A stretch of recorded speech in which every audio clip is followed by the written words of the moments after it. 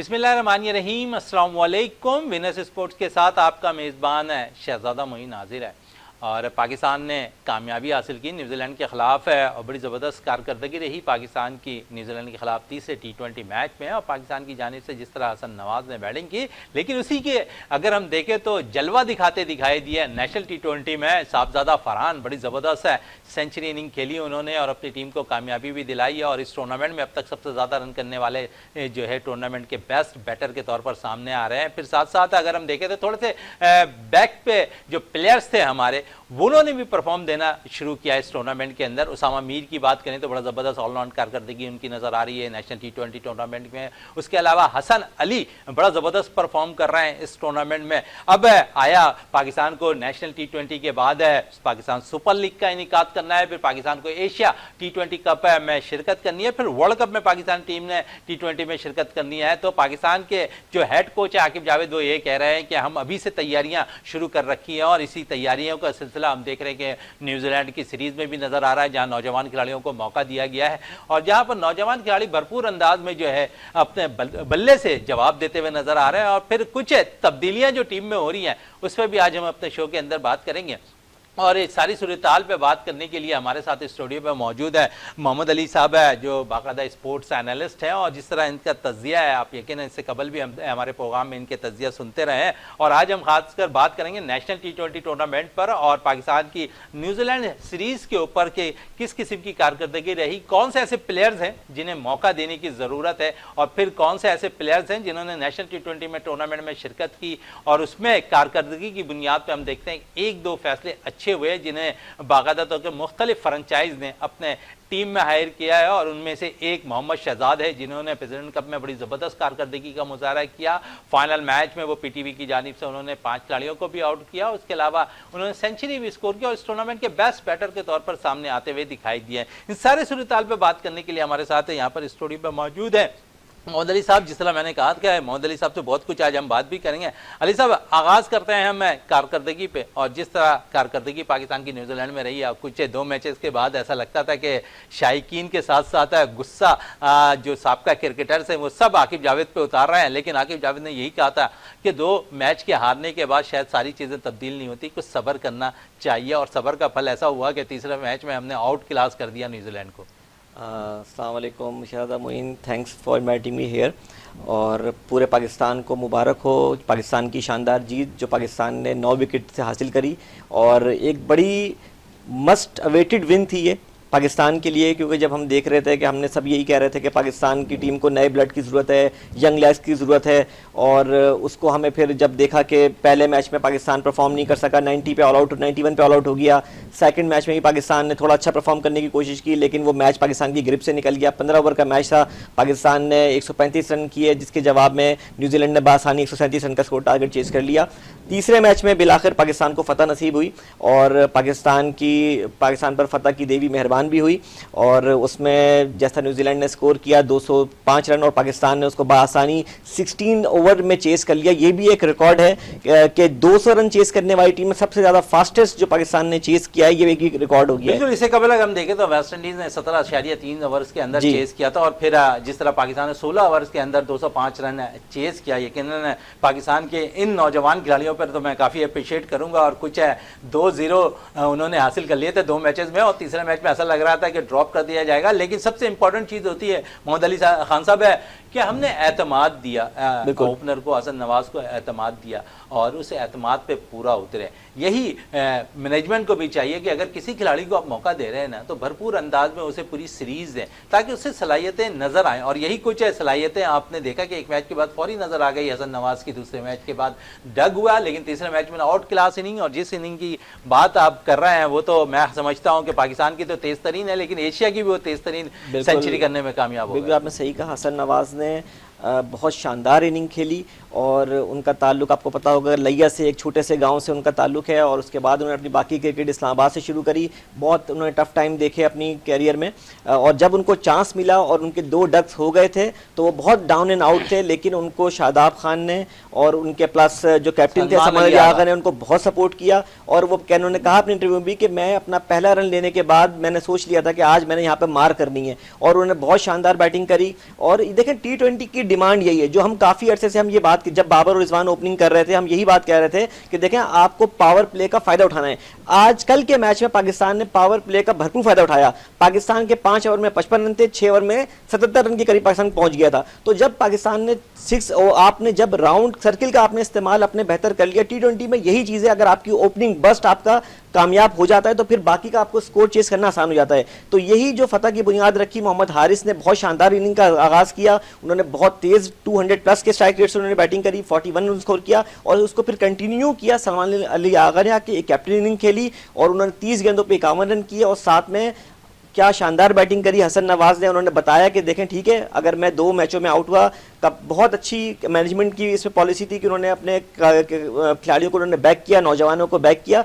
2 inning से आप किसी को जज नहीं कर सकते कि 2 इनिंग के बाद आप किसी को बिठा दें। और मुझे लगता है कि अभी इस टीम में और बहुत पोटेंशियल है, नीचे समद हैं, इरफान खान नियाजी हैं, ये लोग परफॉर्म इसी तरीके से इसी अच्छा अली साहब आपकी बात थोड़ी सी मैं काट रहा हूँ। जिस तरह आपने भी इरफान खान नियाजी की बात की, इरफान जब अभी पाकिस्तान टीम के साथ मुस्तकिल मेंबर के तौर पर नज़र आ रहा है, हमने देखा है कि जब बाबर रिजवान हुआ करते थे तो वो नंबर 5-6 पोजीशन पर बैटिंग करने आया करते थे, लेकिन अब थोड़ा सा एक मौका है, आप उनकी सलाहियतों को अगर देखना चाहते हैं तो 1 डाउन पोजीशन आपके पास है। सलमान बेशक बड़ी अच्छी कारकर्दगी सलमान ने दिखाई इस मैच में, लेकिन आप अगर बैटर को चेक करना चाहते हैं तो 1 डाउन पोजीशन पर आप इसको चेक कर सकते हैं यहाँ पर आकर इरफान खान नियाजी को। बिल्कुल सही पॉइंट आउट किया आपने शहजादा। देखें इरफान खान नियाजी इस बंच के अंदर वो वाहिद प्लेयर मुझे लगते हैं जो बहुत ही सीधे बैट से खेलते हैं और उनकी टाइमिंग बड़ी एक्सक्लूसिव है। आपने देखा होगा पिछले मैच में जब उनको चांस मिला तो उन्होंने सिर्फ अपना फ्लिक किया था, एफर्टलेस उन्होंने छक्का मारा है मिड विकेट के ऊपर। तो देखें ऐसा प्लेयर जिसका बैट सीधा आता हो उसको 1 डाउन पोजीशन बड़ी क्रिटिकल पोजीशन होती है किसी भी मैच में,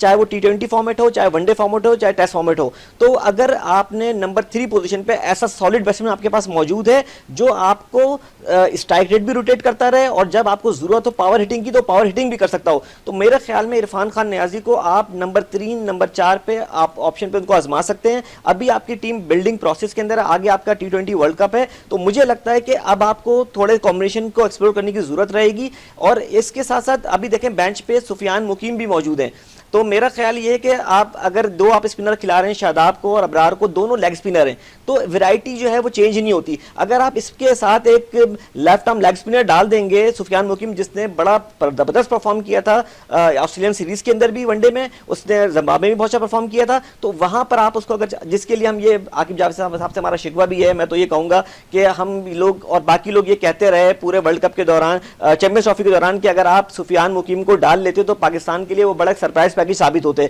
पाकिस्तान एक स्पिनर के साथ चैंपियंस ट्रॉफी में गया था, दुनिया की तमाम टीमें 3-4 के साथ स्पिनर के साथ आ रही थी और आपने देखा कि विनिंग फॉर्मूला वही रहा, इंडिया ने 4 स्पिनर डाले और चैंपियंस ट्रॉफी जीत गया। तो अगर आप, ठीक है आप अपनी गलतियों से सीखते हैं, लेकिन उस वक्त चले आकिब जावेद तो मजीद और भी बात करेंगे हम, और आकिब जावेद पे काफी तनकीद हो रही थी और इस तनकीद की जर्द में वो बहुत ज़्यादा भी थे, लेकिन इस मैच के बाद शायद थोड़ी सी तनकीद कम होती हुई दिखाई दे रही है। अब हमें स्टूडियो में भी ज्वाइन कर लिया है इकबाल मेमन साहब ने, स्पोर्ट्स एनालिस्ट हैं। इकबाल मेमन साहब आपका बहुत थैंक्स है, और बात कर रहे हैं हम नेशनल टी20 टूर्नामेंट और पाकिस्तान की जो तीसरे टी20 में कामयाबी है उसके ऊपर, और ख़ासकर हम बैटिंग ऑर्डर पर अगर थोड़ी बात करें, जिस तरह मैंने इरफान खान नियाजी की बात की, तो आप समझते हैं ये मौका है इरफान खान नियाजी को ऊपर आप नंबरों पर भेजकर उसे अच्छे तरीके से चेक कर सकते हैं कि कोई लंबी बारी खेलने के लिए कितनी सलाहियतें हैं? बिल्कुल जनाब, जिस तरह भाई ने कहा कि वो स्ट्रेट बैट से खेलते हैं और प्लस जो है हमने प्रीवियसली भी देखा है कि उनमें बहुत ज़्यादा पोटेंशियल है।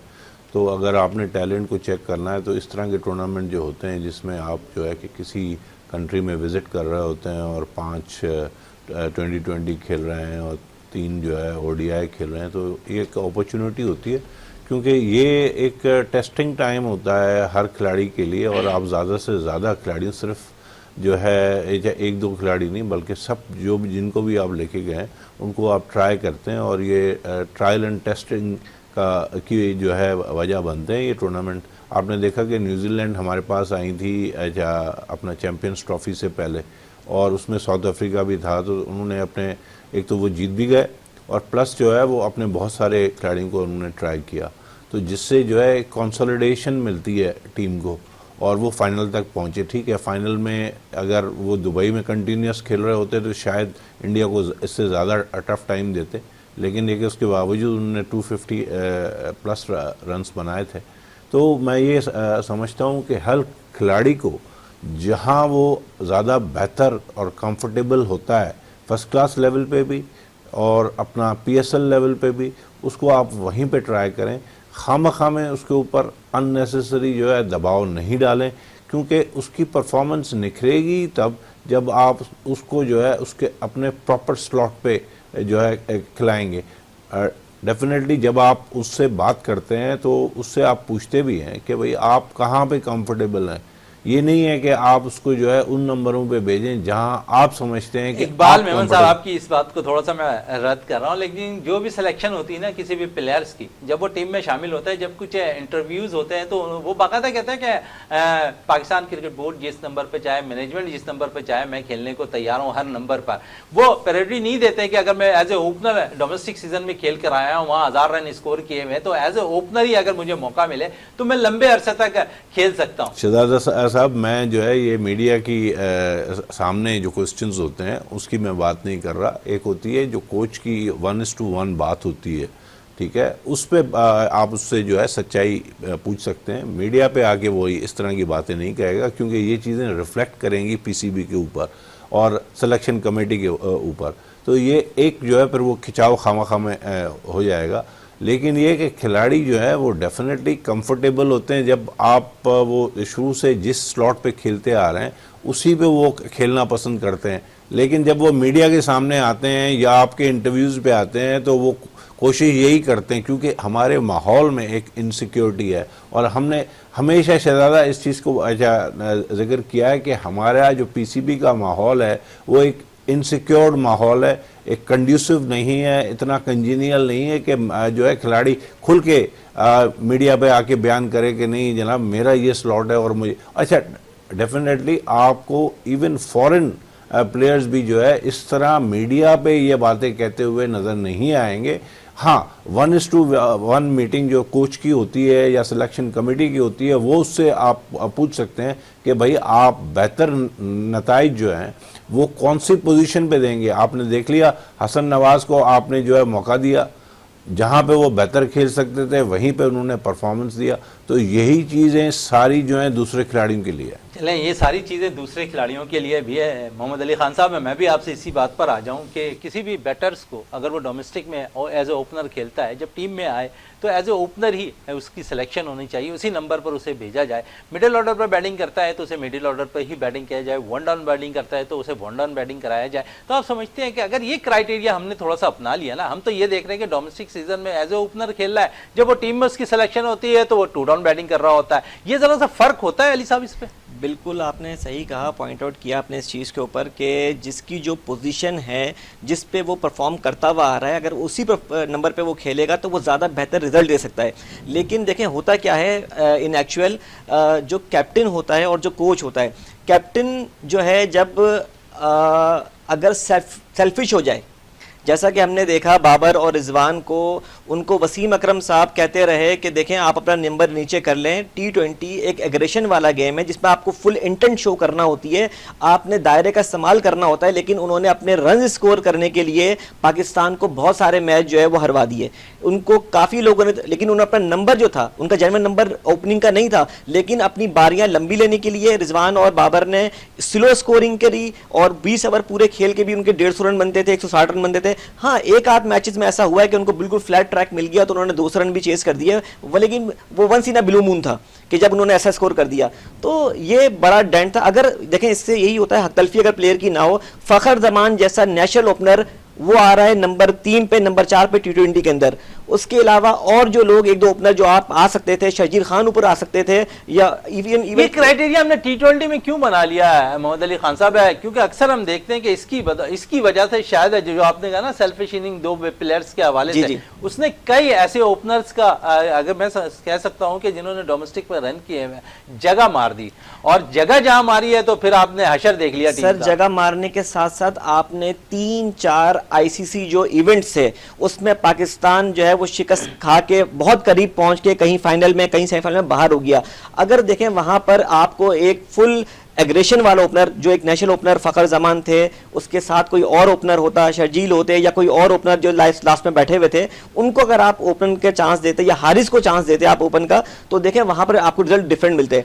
अभी भी देखें, अगर आपने आज चांस दिया आपने हारिस नवाज को, देखें हसन नवाज को, तो उसने क्या परफॉर्म किया है। इसी तरीके से अभी एक और प्लेयर बेंच पे बैठा हुआ है, उमैर बिन यूसुफ, बिल्कुल बहुत शानदार प्लेयर है, उसने अंडर 90 में बड़ा परफॉर्म किया हुआ है, इंडिया के खिलाफ अच्छा परफॉर्म किया हुआ है। और उसी वक्त हम ये बात कर रहे थे पिछले प्रोग्राम्स के अंदर भी कि देखें इसको भी इंडक्ट करना चाहिए टीम के अंदर। उमैर बिन यूसुफ बहुत अच्छा प्रोस्पेक्ट है पाकिस्तान टीम के लिए और वो बहुत अच्छा साबित हो सकता है। और देखें सबसे मेन चीज ये होती है प्लेयर के लिए कि उसकी इंटेंट क्या है। हमने कई मैचों में, पिछले मैचों में देखा कि जहां पर हमें तेज स्कोरिंग की जरूरत है लेकिन वहां पर हमसे सिंगल नहीं निकल रहे, तो ये इस तरह की क्रिकेट जो है वो यूजलेस है, पाकिस्तान को उसको फायदा नहीं पहुंचा। बेंच पे बैठे हुए एक और क्रिकेटर, उसके हवाले से भी बात कर लेते हैं। और बड़े दलेर, अगर मैं कह सकता हूं कि स्पिनर है, और सुफियान मुकीम के हवाले से क्या कहेंगे इकबाल मेमन साहब। और अगर हम देखते हैं कि जिस तरह उन्होंने ऑस्ट्रेलिया में परफॉर्म किया, जनूबी अफ्रीका में, जिम्बाब्वे में परफॉर्म किया, गो के हमने चैंपियंस ट्रॉफी के अंदर उसे टीम में शामिल नहीं किया, अब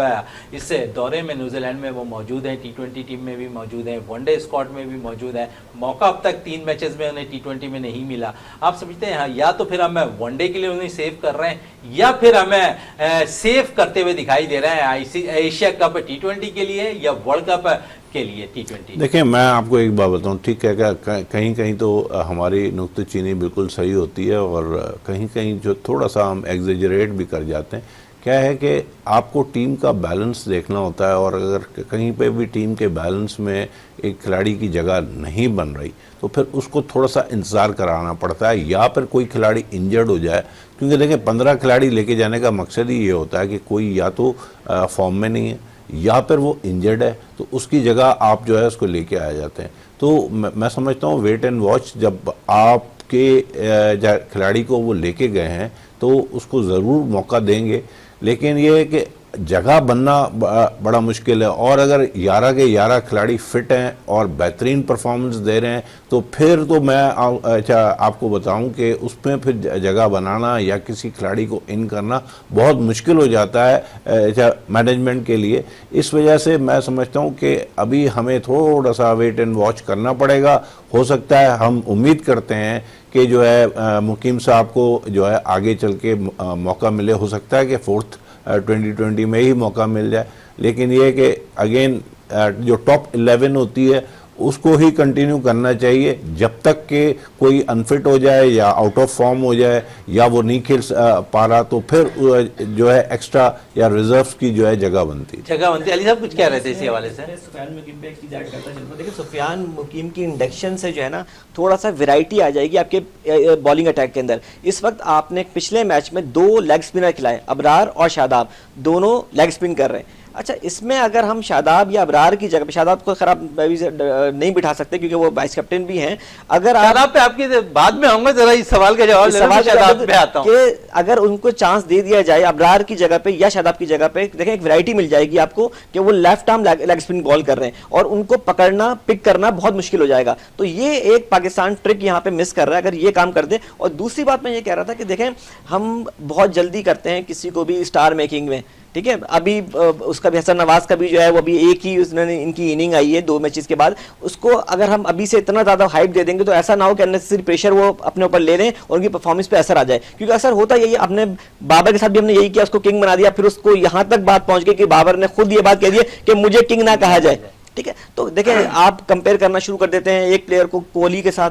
कोहली के कितने हजार रन है, 15-14 हजार रन उसने वनडे में कर दिए हैं, T20 में इसके कितने हजार रन है, 100 के करीब सेंचुरियों की दौड़ वो लगा रहा है, तो कितना परफॉर्म उसने किया हुआ है। तो जब आप इतनी परफॉर्मेंस दे लें, जब कंपैरिजन शुरू करना चाहिए, तो इस वक्त मेरे ख्याल में इनको फ्री माइंड के साथ खेलना देना चाहिए। और सुफियान मुकीम ने भी अभी कुछ खेला ही नहीं है, अभी तो उसने 3-4-5 मैच खेले, तो अभी उनको मेरे ख्याल में उनको 4 मैच प्रैक्टिस मिलनी चाहिए, उनको एक्सपोजर मिलना चाहिए, ताकि जब बड़ा स्टेज सजे, जब एशिया कप लगे, जब आईसीसी को कोई इवेंट हो, वर्ल्ड कप हो, तो उस वक्त उनके ऊपर प्रेशर ना लें। नॉर्मली होता क्या है कि अगर हम उसको ट्रम्प कार्ड के तौर पर इस्तेमाल करें और उसको डायरेक्ट बड़े मैचेस का प्रेशर दे दें तो फिर वो भी परफॉर्म नहीं कर सकता।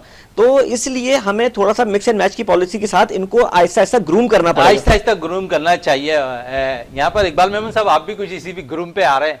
मैं बिल्कुल आपकी बात से जो है मुत्तफिक हूँ, लेकिन मसला ये है कि हम शादाब का क्या करें जिनकी जगह ही नहीं मैं बन इसी रही तरफ थी। आ रहा था उनको शादाब, वाइस- आपने खुद ही इसका जवाब दे दिया। उनको वाइस कैप्टन बनाए इसलिए था कि उस बेचारे की जगह बन जाए, और अगर वो परफॉर्म कर जाता तो वो उसके लिए बोनस है, उसके करियर के लिए। लेकिन इकबाल मेमन साहब, ये जो टीम है ना 25-30 साल वाली, और जो लड़के अभी इस वक्त खेल रहे हैं, मैं समझता हूं कि शादाब इनमें फिट जा रहा है, और क्योंकि एज ए बैटर्स भी वो खेल जाता है, कुछ रन स्कोर कर लेते हैं, फील्डर सबसे अच्छा है इस टीम का, मैं कह सकता हूं कि बेस्ट फील्डर शुमार कर सकते हैं आप इसको, शादाब को। फिर मिली जुली बॉलिंग भी कर लेता है, और इस वक्त अगर हम देखें तो तवज्जो उसने शायद हटा दी है बॉलिंग से, लेकिन बैटिंग में कुछ कुछ परफॉर्म जरूर करता है। नहीं, मैं देखें इस पे हमारा कोई भी जो है ना क्वेश्चन नहीं है, और हमने पहले भी पिछले प्रोग्राम में कहा है कि भाई वो डिज़र्व करता है एंट्री, लेकिन ये है कि उसको थोड़ा सा फॉर्म अपना बेहतर करना पड़ेगा। जो डोमेस्टिक में जो भी फर्स्ट क्लास है या 2020 हैं या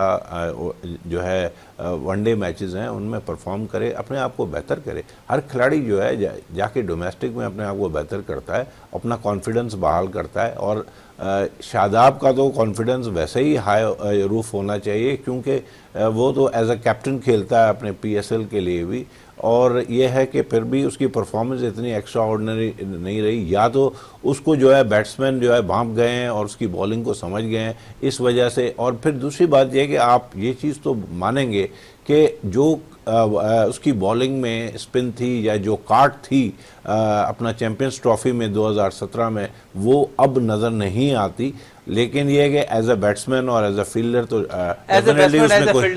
उसमें कोई क्वेश्चन नहीं है। बस एक चीज़ और ऐड करना चाहूँगा, जब चैंपियंस ट्रॉफी में शादाब को ड्रॉप किया गया तो वो अपने सुसर सकलन मुश्ताक के साथ उन्होंने काफ़ी टाइम स्पेंड किया नेट्स के अंदर, उन्होंने डोमेस्टिक भी बहुत खेला, और उनको ये बताया गया, देखें हो क्या रहा था, जब तक आप 4 डे क्रिकेट नहीं खेलेंगे तो ना आपकी रेपुटेशन ऐसी बनती है, ना आपकी टांगों में इतनी जान होती है कि आप बाकी के वनडेज के में जो है सेकंड स्पेल थर्ड स्पेल जो कर सकें। जो हम देख भी रहे हैं कि हमारे फास्ट बॉलर जो नाकाम हो गए, उसकी सबसे बड़ी वजह यही थी, शाहीन, हारिस, नसीम, ये लोग 4 डे क्रिकेट नहीं खेलते, ये लोग प्रेफर करते हैं T20 फॉर्मेट ने फास्ट बॉलर का हुलिया बिगाड़ दिया है। और इसी तरीके से देखें, जब आप इतना T20 खेलते हैं तो फिर आप बॉल को फ्लाइट देने से डरते हैं कि आपको मार पड़ेगी। यही सब कुछ हो रहा था शादाब के साथ कि वो बॉल को फ्लाइट नहीं दे रहे थे। जब तक स्पिनर बॉल को टर्न नहीं करेगा तो उसको विकेट कैसे मिलेगी, तो उनको यही चीज़ उनको बताई गई है कि देखें आपने बॉल को थोड़ा फ्लाइट ज़्यादा देना है, थोड़ा खिंच के बॉल करना है आपने, और ज़्यादा जितना ज़्यादा आप ओवर कर सकते हैं आप, वो जब तक वो आप करेंगे आपके ये जो मसल्स जो हैं ये बिल्टअप ऐसे आपके हो जाते हैं कि फिर आपको बॉल टर्न करना आसान हो जाता है और वो आपके लिए एफर्टलेस हो जाता है। अच्छा, साथ साथ क्योंकि आपने शाहीन की भी बात की, हारिस की, नसीम, तीनों की बात की है, लेकिन मैं समझता हूँ कि न्यूजीलैंड में इस वक्त हारिस भी मौजूद है, शाहीन भी मौजूद है, लेकिन शाहीन ने मुसलसल 3 मैच खेल लिया। मैनेजमेंट को अगर लंबे अरसे तक अगर देखना है तो आपको शाहीन पे भी नज़र रखनी पड़ेगी, और कंटिन्यू मैं समझता हूँ, मेरी जो ज़ाती राय है अली साहब है कि शाहीन को आप एक मैच दें, एक मैच रेस्ट कराएं। आपके पास बॉलर की खेप इतनी है कि आप यूज़ कर सकते हैं, और लंबे अरसे तक, क्योंकि हमने शाहीन पाकिस्तान का नंबर 1 फास्ट बॉलर है, तो आपने उसको बचा के भी रखना है T20 वर्ल्ड कप के लिए, एशिया कप के T20 के लिए, तो ये एक बेहतर फैसला होगा कि आप उसको मैचेस खिलाएं, सीरीज के मैचेस भी खिलाएं, लेकिन थोड़ा सा सेव कर 5 मैचेस हैं तो 3 मैचेस खिला दें, 2 में रेस्ट दे, लेकिन ऐसा नजर नहीं आ रहा। आप कंटिन्यू खिला रहे हैं, खुदा ना खास्ता फिर अगर कोई इंजरी के शिकार हो जाता है तो शायद फिर यही इल्जाम आ जाता है कि हमारे पास तो बॉलर्स नहीं थे, हमारे बॉलर्स जो है अनफिट हो गए। देखिए जी, ये बिल्कुल आपने सही पॉइंट आउट किया है, और ये काम है कप्तान का और कोच का कि देखें आपने अपने कैसे खिलाड़ी को, कैसे प्राइम बॉलर को रिजर्व करना है, कैसे उसकी एनर्जी को आपने जो है वो बचा के चलना है। आप ये देखें, जब सरफराज कैप्टन थे 2017 की चैंपियंस ट्रॉफी में, तो वो मैचेस जीत भी रहे थे, हार भी रहे थे, लेकिन वो अपने बॉलर्स को रोटेट कर रहे थे। हसन अली जैसे बॉलर बना दिया, हसन अली जैसे बॉलर उनके दौर में बने, शादाब खान उनके दौर में बने, जुनैद खान से उन्होंने अच्छी बॉलिंग करवाई, रुमान रईस से उन्होंने बॉलिंग करवा दी सेमीफाइनल के अंदर, अपने बॉलर प्राइम बॉलर को बिठा के रुमान रईस को सेमीफाइनल खिलवाया और रुमान रईस ने उसमें परफॉर्म किया।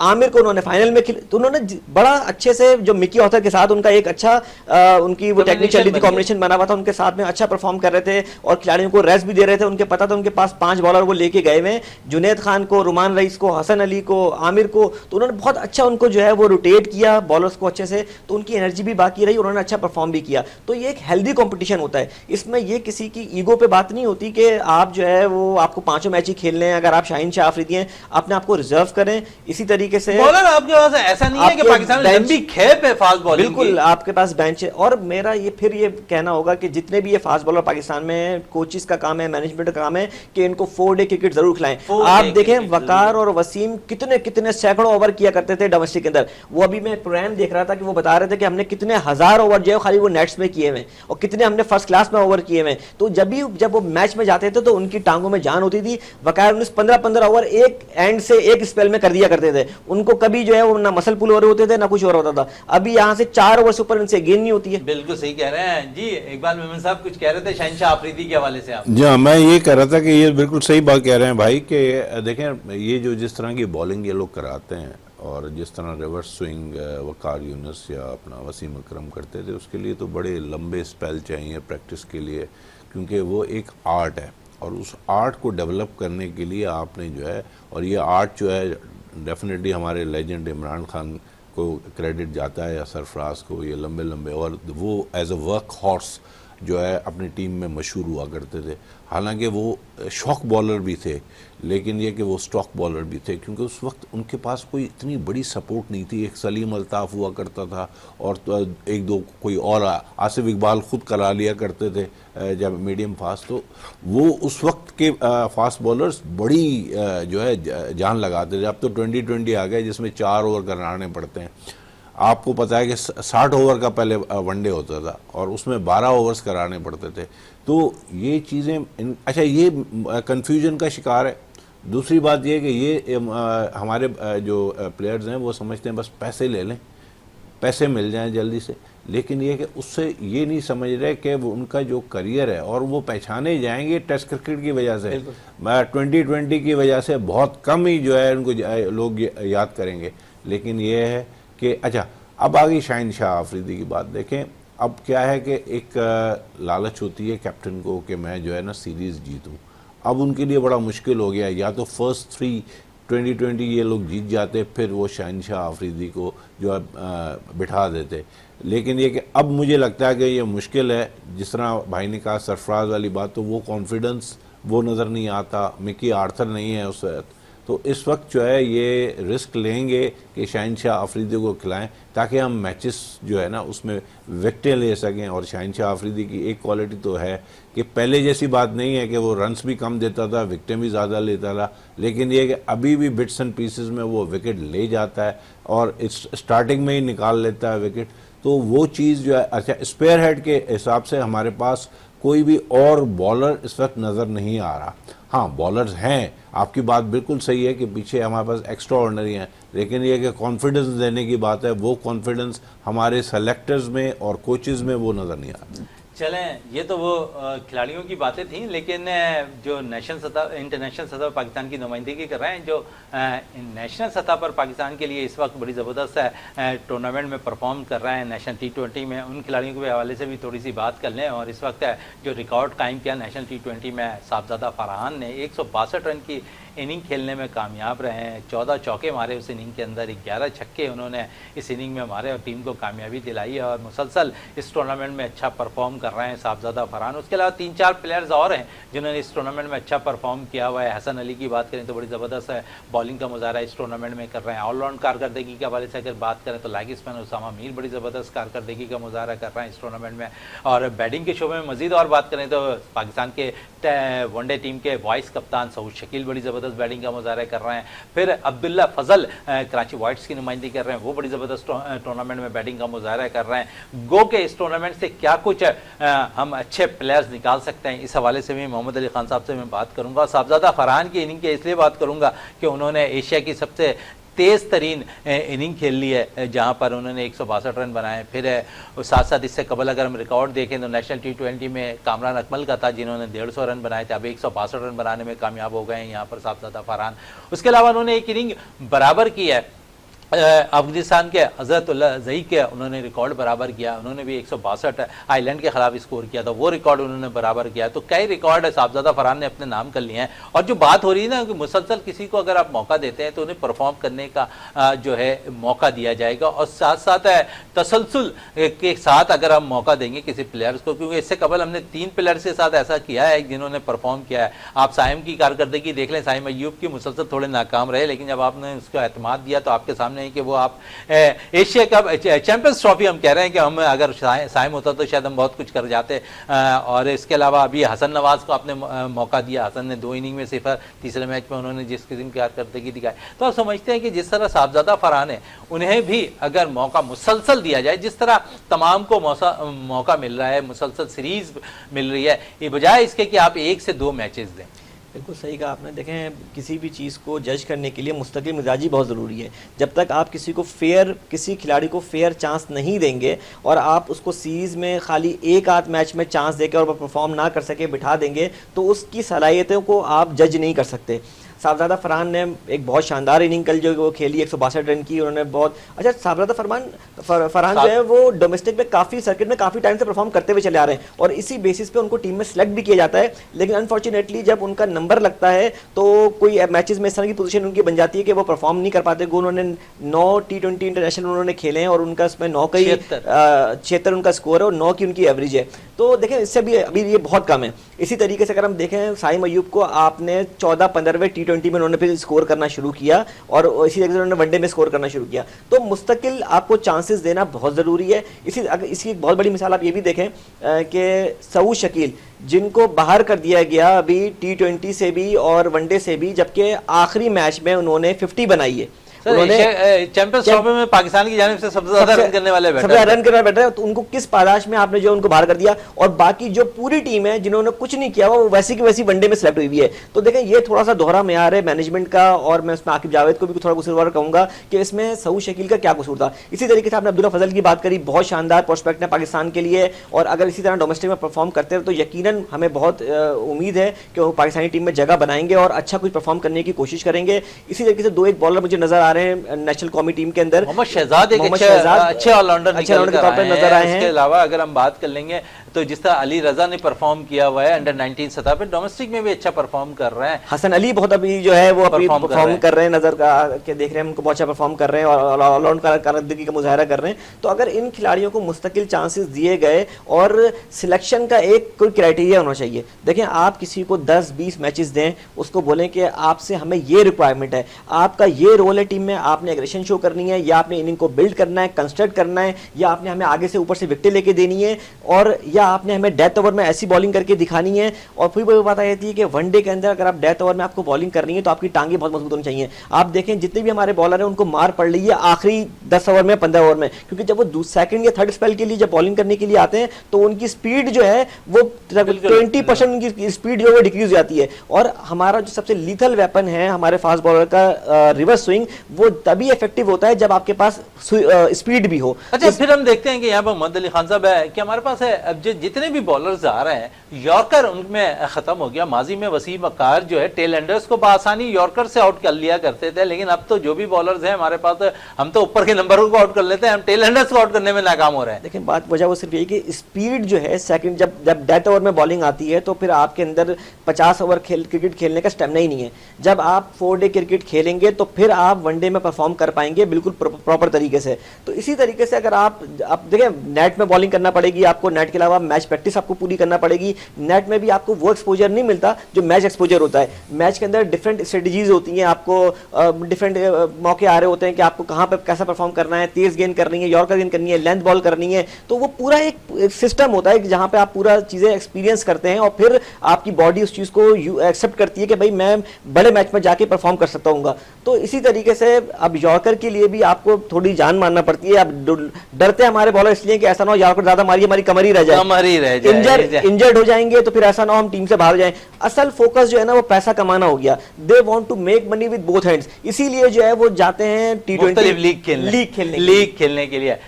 इकबाल मेमन साहब, एशिया कप T20 और वर्ल्ड कप T20 पे हम थोड़ी सी बात करें। आप समझते हैं कि 30 लड़कों का अभी से हमें एक पोल बना लेना चाहिए जहां पर हम अच्छे फास्ट बॉलर्स भी रखें, अच्छे बैटर्स भी रखें, अच्छे ऑलराउंडर भी रखें, अच्छे विकेट कीपर भी रखें? बिल्कुल जनाब, ये तो सोच होनी चाहिए और इस पे तो हम एम्फेसाइज शुरू से करते आ रहे हैं कि एक पूल होना चाहिए। ये सिर्फ एशिया कप और उसके लिए, वर्ल्ड कप के लिए नहीं, मगर हमेशा आपके स्टॉक में जो है ऐसे प्लेयर्स हों और जो बिल्कुल एक्स्ट्रा ऑर्डिनरी कर रहे हैं वो तो इन होने चाहिए, और जो बिल्कुल जो है आउट ऑफ फॉर्म है उनको निकाल के फिर आप उस पूल में दूसरों को लेके आएँ जो परफॉर्म कर रहे हैं। तो आपके पास एक डोमेस्टिक में रैंकिंग सिस्टम होना चाहिए जिसमें आपको पॉइंट्स मिलते रहने चाहिए, तो वो ऑटोमेटिक चॉइस हो जाती है। यहाँ पे आप सिस्टम चला रहे हैं बिट्स एंड पीसेस में, जिसकी वजह से ये प्रॉब्लम्स आ रहे हैं कि जो खिलाड़ी फॉर्म में हैं उनको बाहर निकाला जा रहा है। अब जिस तरह आपने सौद शकील की बात की, सौद शकील एक कॉम्पैक्ट प्लेयर है और आपको पता है कि जब आपकी अचानक विकेटें गिर जाती हैं तो वो एक खिलाड़ी वो है जो रोक के रेत की दीवार बिल्कुल वो खड़ा हो जाता है और जो है ना उसको संभाला देता है। तो आपने उस खिलाड़ी को बाहर निकाल दिया। तो अब यही मैं आपको बता रहा हूँ ना कि हमारे यहाँ जो सिस्टम में जो खराबी है ना वो बरकरार है, वो सही नहीं हो रही। हमारे पास जो है बस ठीक है बिट्स एंड पीसेस में कभी हमने कोई चैंपियनशिप जीत ली, वो हमारा बोनस है, लेकिन ये कि हम अपने सिस्टम को चेंज करना नहीं चाहते।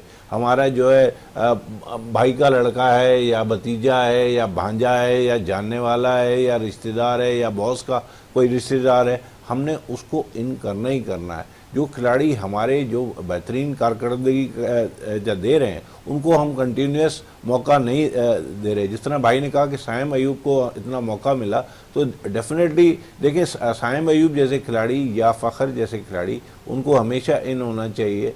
लेकिन ये कि हम एक चीज़ देखते हैं कि कुछ खिलाड़ियों को ज़्यादा मौका मिलता है, कुछ को कम मिलता है। इसका मतलब ये है कि टैलेंट और पोटेंशियल के साथ उनके पास कोई पर्ची भी होती है। चलें, पर्ची भी होती है। एक पर्ची के हवाले से और बात कर लें। वो पर्ची तो नहीं है लेकिन टैलेंट बहुत है और मैं समझता हूं कि उसे अब T20 और वनडे में मुस्तकिल टीम के साथ ट्रैवल भी कराना चाहिए और मैचेस भी खिलाना चाहिए। अब्बास आफरीदी के हवाले से क्या कहेंगे यहाँ पर मोहम्मद अली खान साहब? अब्बास आफरीदी बहुत ज़बरदस्त यंग प्रोस्पेक्ट, और आप देखें कि जब उनको मौका मिला है T20 के अंदर उन्होंने परफॉर्म किया है। बहुत अच्छी वेरिएशन है उनके पास, बॉल को स्लो भी करते हैं, रिवर्स स्विंग भी कर लेते हैं, आगे से गेंद को स्विंग भी कर लेते हैं, और अच्छी वेरिएशन के साथ वो, मैंने देखा है उनको जब भी वो बॉल कर रहे होते हैं वो बैट्समैन को रीड कर रहे होते हैं कि वो बैट्समैन को कहाँ पे उनको, इसीलिए उनको मार कम पड़ रही है और वो इफेक्टिव भी ज़्यादा है इसीलिए। तो अब्बास आफरीदी यकीनन, अब मेरे तो ख्याल है कि अब जो हमारी टीम बन चुकी हुई है और उनको वनडे में भी मौके मिलने चाहिए, अब्बास आफरीदी को कंटिन्यूस मौके मिलने चाहिए ताकि वो बेहतर से बेहतर पाकिस्तान के लिए परफॉर्म कर सकें। इसी तरीके से मोहम्मद अली को भी अभी इतना जल्दी जज करने की वो नहीं, मोहम्मद अली अच्छा प्रोस्पेक्ट है, ऐसा नहीं करना चाहिए। टाइम है मोहम्मद अली के टाइम पास, है उनके पास, ऐसा ना हो कि वो बिल्कुल, देखिए हमने कई बार देखा है कि टीम में लड़के आते हैं बेंच पे बैठे रह जाते हैं और बाहर हो जाते हैं। या आमिर जमाल की मिसाल आपके सामने है, आमिर जमाल की मिसाल सामने है, खुर्रम शहजाद की मिसाल आपके सामने है। बिल्कुल के वो उनको बस प्रॉपर जो चांसेस हैं वो उनको नहीं दिए जाते। जमान खान की मिसाल आपके सामने है। दुनिया कह रही है कि उससे बेहतर डेड ओवर्स के अंदर बॉलिंग करने वाला कोई बॉलर नहीं है। आज हमने उसको बाहर करके रखा, बाहर किया, लेकिन हमने एक काम अच्छा किया, मोहम्मद वसीम जूनियर को वापस लेके आए। एक वाहिद बॉलर वो है जिसकी थोड़ा सा हमने देखा कि डेथ ओवर में वो अच्छी बॉलिंग करना शुरू कर दी थी, उसने रिवर्स स्विंग भी कर रहा था, और वो हमने वर्ल्ड कप के अंदर भी देखा कि उसने अच्छे साउथ अफ्रीका के खिलाफ, प्रीवियस वर्ल्ड कप की मैं बात कर रहा हूँ, कि उसने अच्छे मैचेस बिल्कुल क्लोज ला के जितवा के भी दिए। तो फिर वो अचानक गायब हो जाता है। अब आप ये बताएं, कंसिस्टेंसी की बात करते हैं कि आप फ़हीम अशरफ कहाँ से अंदर आ गए थे? क्या खुजल शाह कहाँ से अंदर आ गए? खुजल शाह कहाँ से अंदर आ गए थे? उनकी कोई परफॉर्मेंसेस थी डोमेस्टिक? वो 2 साल से आपके सर्किट में नहीं थे, 2 साल से वो टीम का प्लान में नहीं अच्छा, थे। उस बेस पे अली साहब मैं थोड़ा सा तनकीद इसलिए कर रहा हूँ कि खुर्शीद और फ़हीम अशरफ पे, कि जिस लीग की बुनियाद पे उन्हें सेलेक्ट किया गया ना, बांग्लादेश प्रीमियर लीग, वहाँ अंपायर्स को पैसे नहीं मिले, वहाँ क्लब लेवल की गलियों के क्रिकेटर्स उस लीग का हिस्सा बने, वहाँ अगर उन्होंने परफॉर्म कर दिया तो कौन सा कमाल किया, और जिसकी बेस पे आप वो पाकिस्तान में दोबारा उनकी एंट्री हो जाती है टीम के अंदर। देखें, अब सबसे बड़ा फ्लॉस के अंदर यही है जो आप बात कह रहे हैं कि लीग की परफॉर्मेंस जो कि T20 फॉर्मेट था उसकी बेसिस पे आप उनको वनडे फॉर्मेट चैंपियंस ट्रॉफी में लेके चले गए। फ़हीम अशरफ की जगह, हमने पहले भी प्रोग्राम से, मैं किसी और चैनल पे बैठा मैं ये बात कर रहा था कि फ़हीम अशरफ की जगह टीम में बनती ही थी। आज भी फ़हीम अशरफ की जगह टीम में नहीं बनती, ख़ास तौर पे जब एशियन विकेटें हों जहां पर आपको सब लोग ये कह रहे थे कि यार आप एक फास्ट बॉलर ऑलराउंडर के बजाय अगर आप एक स्पिन ऑलराउंडर डाल दें या प्रॉपर स्पिनर डाल दें, जहां पर टीमें दुनिया की 4-4 स्पिनर के साथ आ रही हैं, 3-3 स्पिनर के साथ आ रही हैं, और आप एक वाहिद अबरार के साथ जा रहे हैं जो कि प्रॉपर स्पिनर नहीं है, वो मिस्ट्री बॉलर है, ठीक है, वो प्रॉपर लेग स्पिन बॉलर नहीं है, वो टेस्ट जैसे कि फॉर्मेट में होने चाहिए जिसकी प्रॉपर रोटेशंस आ रही हो, जो लंबे स्पेल्स कर सकता हो, वो उस तरह का भी बॉलर आपने उसको अकेले बहरहाल उसे अच्छा परफॉर्म करने की कोशिश करी अबरार ने, लेकिन उसके साथ 1-2 स्पिनर होने चाहिए थे। खुशदिल शाह उसका मुताबादिल नहीं हो सकते थे, सलमान अली आगा एक पार्ट टाइम स्पिनर है, वो उसका मुताबादिल नहीं हो सकते थे, आपको जेन्युइन स्पिनर चाहिए थे। और उस वक्त आपके पास मौजूद थे, सुफियान आपके पास मौजूद अच्छा, थे, उसके अलावा फैसल अकरम आपके पास मौजूद थे, सुफियान अकरम आपके साथ, मेहरान मुमताज आपके पास आप मौजूद थे, किसी को भी 2 को चांस, या आप सब साजिद खान को आप चांस दे सकते थे, बिल्कुल साजिद के एशियन विकेटों पे आप दे सकते थे, वो अच्छा परफॉर्म कर। देखिए मेरी इस बात समझ में नहीं आई, मैं बात थोड़ा सा ज़्यादा चाहूँगा आपसे बात करने की। जब हमने बहुत सपोर्ट किया आकिब जावेद साहब को, जब उन्होंने टेस्ट मैचेस में स्पिन ट्रैक बनाए, स्पिनर को इंट्रोड्यूस कराया और हमने स्ट्रैटेजी कामयाब रहे, मैच जीत के दिखा दिए। जब उनको पता था कि यहाँ का जो एशियन विकेटों का फॉर्मूला स्पिनर्स हैं, तो फिर आप एक स्पिनर के साथ क्यों गए? और फिर जब बाद में उनकी प्रेस कॉन्फ्रेंस आई पोस्ट में, जब हम हार गए, उसके बाद भी वो अपने इस फैसले को डिफेंड करते रहे। तो मुझे इस बात पर वो बड़ा तकलीफ रही थी कि जब आपने गलती आप होगी तो कम से कम उसका, जब तक आप उसको रियलाइज नहीं करेंगे तो फिर आप उसको सही नहीं कर सकते। बिल्कुल, गलती को तस्लीम करना ही ज़रूरी होता है, और शायद ये तस्लीम आकिब जावेद नहीं करते रहे, और अभी भी 2 मैचेस हारे हैं, उन्होंने तस्लीम नहीं किया गलतियां, उन्होंने कहा कि 2 मैचेस हारे हैं, थोड़ा सा सब्र करें, इस टीम नई टीम है, मौका दें, और नई टीम ने तो चलें तीसरा T20 मैच जिता दिया, अब चौथे में क्या सूरताल रहती है T20 में देखते हैं। इकबाल मेमन साहब आपका बहुत बहुत शुक्रिया, मोहम्मद अली खान साहब आपका बहुत बहुत शुक्रिया। प्रोग्राम का अख्ताम करते हैं इस दुआ के साथ कि पाकिस्तान में खेल और खिलाड़ी तरक्की करते रहें और पाकिस्तान का सब जलाली परचम दुनिया भर में रोशन रहे। इसी के साथ अपने मेज़बान शहजादा मोइन की इजाज़त दें। पाकिस्तान जिंदाबाद।